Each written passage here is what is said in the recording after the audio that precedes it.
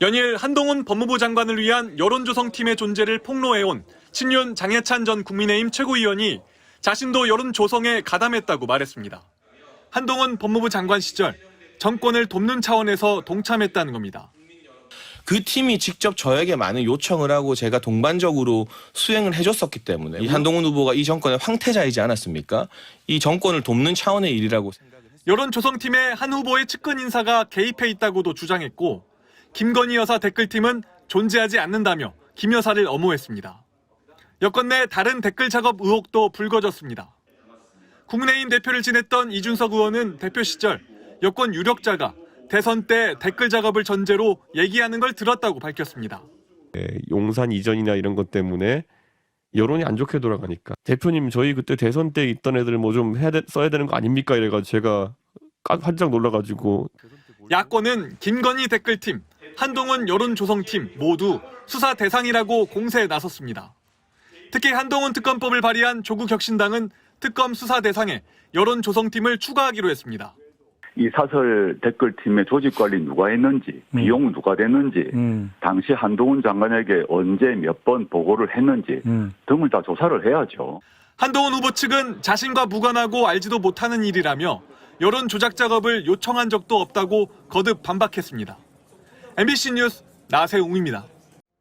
김건희 여사와 한동훈 전 법무부 장관의 이른바 댓글팀 관련 의혹 제기가 잇따르는 가운데 이준석 개혁신당 의원도 국민의힘 당대표 시절 경험한 의심 정황을 언급했습니다. 이 의원은 오늘 CBS 라디오 김현정의 뉴스쇼에 출연해 지난 대선에서 윤석열 캠프 측에서 이른바 댓글팀을 따로 운영했을 가능성을 제기했습니다.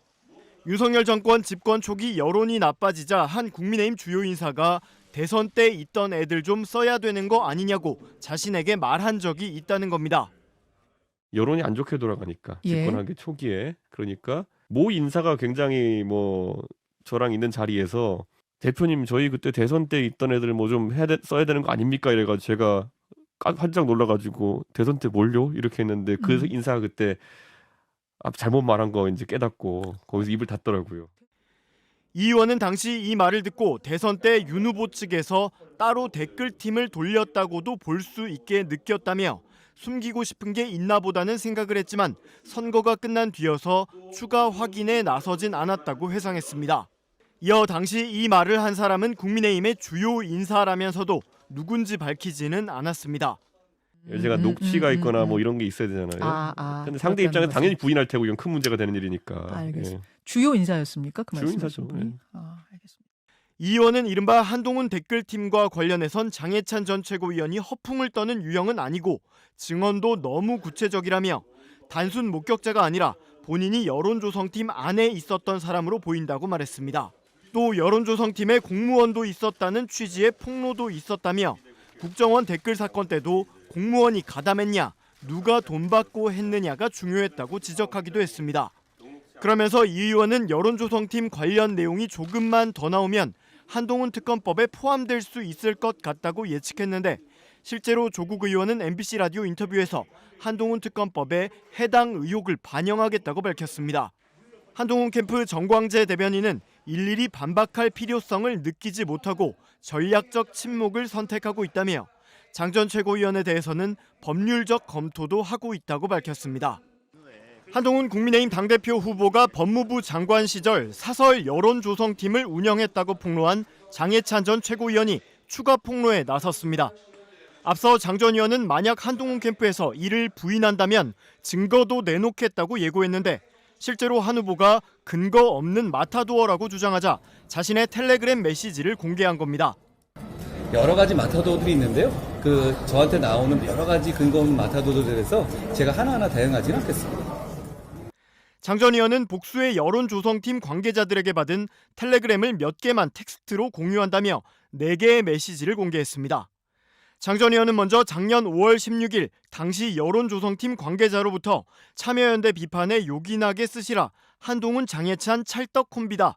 장관님께도 보고드렸다라는 메시지와 함께 참여연대 관련 자료를 받았다고 밝혔습니다. 또 같은 해 6월 2일 메시지에서는 한 장관 홍보 유튜브 영상 등을 공유하며 활약상 보고 중이라는 내용이 담겼고 7월 29일에는 이화영 들어놓은 이슈는 더 끌고 가자 커뮤니티 유튜브 조치하겠다라는 메시지를 받았다고 장 전 의원은 밝혔습니다.